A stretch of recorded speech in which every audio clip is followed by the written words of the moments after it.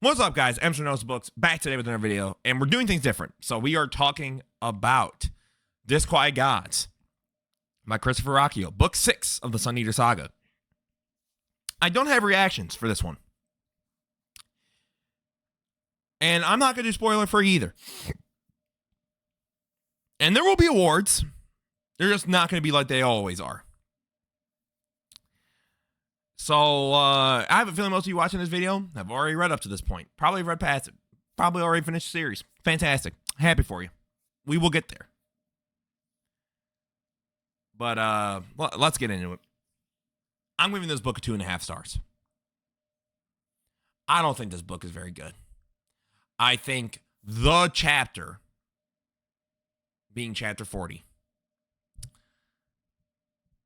while I do think to some extent, yes, there is foreshadowing for this, I do not think that this specific outcome itself is foreshadowed. And what I mean by that is, okay, you know what? I'm going to be nice. Let me be nice. Before we get into anything, don't forget to like, comment, subscribe. I'm going on my rant. I think the idea that the quiet or whatever it is, being God / a super intelligent AI, yes, there is foreshadowing to that. Absolutely, no doubt about it.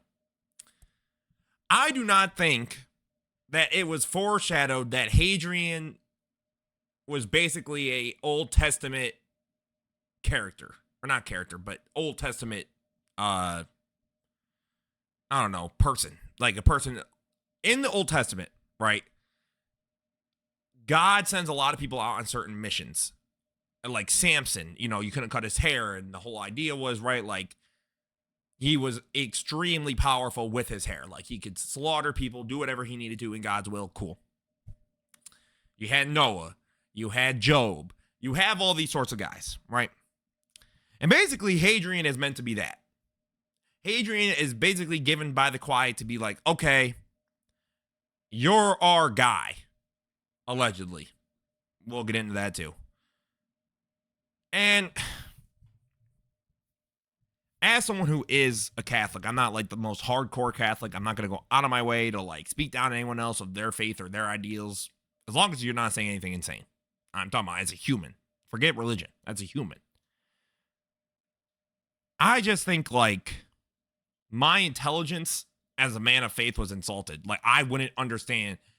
Like, first of all, okay. It felt like Rocchio only wanted to talk about the Old Testament and just completely ignored the new one, in which God basically recognizes the mistake. The mistakes not mistakes even, but like the way he was going about things was not necessarily the most ideal. And it felt like we just ignored all that and we were like, no. We only got the Old Testament over here. That New Testament stuff don't count. But Hadrian is meant to be like Christ almost. But I don't think he spaced Jesus. I feel like he spaced Job or spaced Samson. And my biggest problem is I could have cut those sections from the book. And the book overall is relatively the same damn book. It wasn't needed. I didn't need Hadrian to fake die for the 5th time. And then you restore Hadrian's body. So now it feels like, at least after Kingdoms of Death, after Ashes of Man, we had literal lasting consequences on the physical body of Hadrian, right? To show like this wear and the tear of being this Palatine who's lived for hundreds of thousands of years. Cool. But then he gets a new body. So now I'm like, okay, this is kind of odd. And it feels like the Quiet are seemingly just thrown away in favor of this other God entity. And I think the problem is, even if you argue to me, oh, like there's a bigger idea that everyone's a pawn, all that, cool, I get it. But the problem is, the most compelling stuff in the series was when we were actually interacting with the Cielson. And now I'm just kind of at a point where I'm like, why do I even care that he blows up this damn sun? Why do I care? Like, why should I? Basically, you have deemed the opposing side to be just straight out evil. There is no gray anymore. They just suck. Minus, like, I guess the 5 that joined Hadrian. But, like, that also just felt like we just did it to do it. Like, I'm sorry, this sounds very harsh, and I'm not trying to be. But when I feel like my time has been wasted or my intelligence has been insulted for no real reason other than I understand, Rockio, and I think it's incredible that you found faith. That's awesome. Right? I will never put that down for anyone, regardless of the faith they find. Like, that's awesome. But this didn't need to be in this book. I could have cut those chapters out of the book, and the book could relatively stay the same. All I have to do is then remove 95% of the paragraphs where he talks about his body being restored for the umpteenth time, and we could have kept it going. Or we could have added some of that stuff then to the beginning of the book, where we get Hadrian's daughter, who I think is an interesting idea and an interesting character, but also in some ways feels like we needed something to replace Valka, even though I thought it would have been more meaningful if he was on his own that whole time. And I just wish we got more time with him and Cassandra and raising it. Like, I just feel like the beginning of this book was just, and we need to go back to kind of what we were just doing before. Even though the ending of book 5 was meant to be like this shifting of the status quo, but it's all off page. Like, let me get some of that at the beginning. Just some. But you give me none. And then we get this whole Old Testament prophet character, and then this whole dilemma of like, yeah, dude, like I could just wipe everything out and start over. So I'm like, so then what's the point? I am just so confused. Seemingly, this stuff just felt so redundant and so unnecessary. And that's, I think, the problem with everything. More so than whatever you want to think about the faith part of it, the God part of it, whatever. I don't even necessarily care about that. It's just, I literally feel as if you remove those chapters and you keep the Cielson as the possible, I don't remember the name of the other species, but not the Quiet, the other higher power species. Cool. And you kept them waging their war? Fine. That is fantastic. And then there's this virus that was at the end of book 5 or in book 5. Don't really know if we really needed a virus. You could have just had the Cielson continuing to go around and destroying and murdering a bunch of people because it's all happening off page anyways, and it'll be hundreds of years, so you can still just have the world ships going through killing people, but now we're I don't know. Some of this stuff I'm just like, we don't need this. I genuinely feel like the other problem is with this book. We have one book left. And this is my opinion. The majority of the side characters in this series are absolutely pointless. Because they remain the exact fucking same every time. How can... I just want us to think about something. You as a viewer watching this, and me as a person creating this, in 2 weeks' time, could have a totally different view on whatever it could be. It could be on Coke or soda, or pop or soda. It could be Coke or Sprite. Whatever it is, you could think to change. Hundreds of years are passing, and you're telling me that these people are interacting with each other the exact same way every single time? No. You just unironically are not convincing me of that. You're just not. I do not understand why these characters are just so pigeonholed. I do think in some ways the frame narrative has been the biggest crutch to this series. And I think it's hurt it in so many ways. I think if we try multi-POV, it could work. I don't know. I just think the majority of the side characters don't feel important. Like, objectively, yes, they will be important. Like, oh, like, this thing will happen. But, like, I don't care because most of them are the exact same as they were in whatever book they were introduced in. And then the ending of this book. Oh, my God, bro. This ending dragged. It dragged itself across the finish line. And then we got to the point, too. Hadrian just started power spamming again.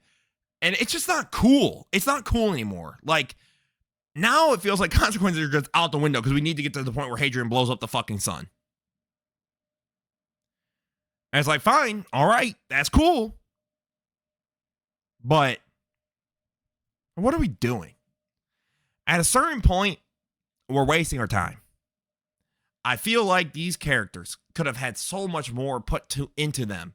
And we could have removed so much of this other nonsense that didn't need to be there in the first place. And we could have made the characters and the dynamics and whatever way more fleshed out, way more engaging, way more interesting. But we didn't. And I have no problem, again, with Rakio finding faith.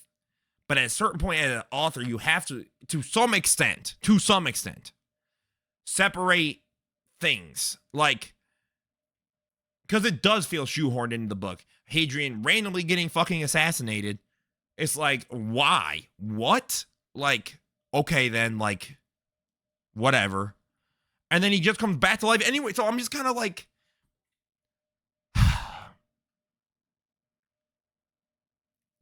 it's just irritation with this book. That's my biggest thing. Is the book necessarily terrible? No. It's very fucking slow, though. And it drags. It drags. That ending, oh my God. We just kept going and going and going. And it felt like we had like 3 points where we could have just stopped the book. And instead, we just kept going. And now we've got this big ship. And I'm like, whatever. Like, what? The problem is, I don't even care that Hadrian blows up the fucking sun anymore. And it doesn't really feel like Hadrian does either. Like, it's just like, okay, and this is going to happen. Why should I care?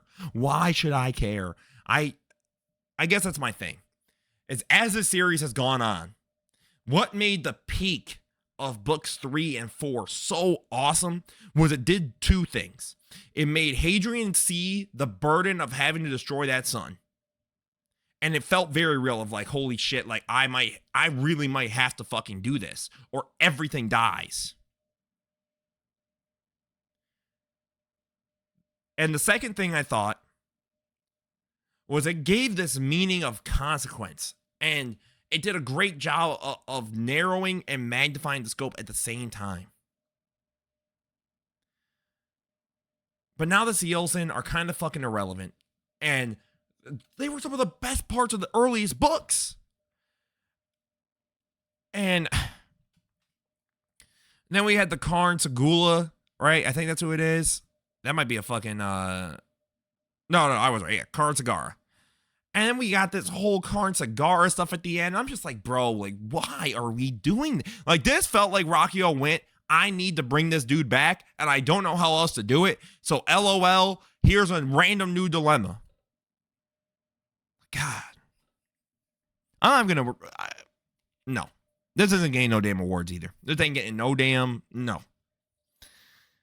I genuinely just think this book could have used so much editing, and we could have cut out all this religious stuff that is just frankly unneeded. It's unneeded. It doesn't, it literally, in this book at least, adds so little. And it only thing it brings is longer ending because it then has to, oh my God, bro. It's just so frustrating. It's just frustrating. So yeah, I'm sorry guys. I don't get like this. But I had to get this off my chest because this book was irritating me. As I was reading it, I was just like, you know what, bro? We're cool. I'm going to get to book 7. We're going to read that and we'll be done. Like, I got a lot of love for people who love this series. And again, shout out to people in the Discords and all the stuff that I'm in. Like, they have given me interesting insight, right? Like, people who aren't religious and all that do find that, section interesting. And that's cool. I've got no problem with that. And I have no problem if you like that. For me, though, we did not need it in this book. I think this story would have been a cajillion times better if you made the Quiet or whatever a hyper, intelligent AI. But this whole idea that God's just like, well, it's okay, though, because at worst, I can just reset everything and we'll just run it again. So then what's the consequence? All right, guys. That's an After Those Books. Don't forget to like, comment, subscribe. Have a beautiful rest of your day, guys. Peace out.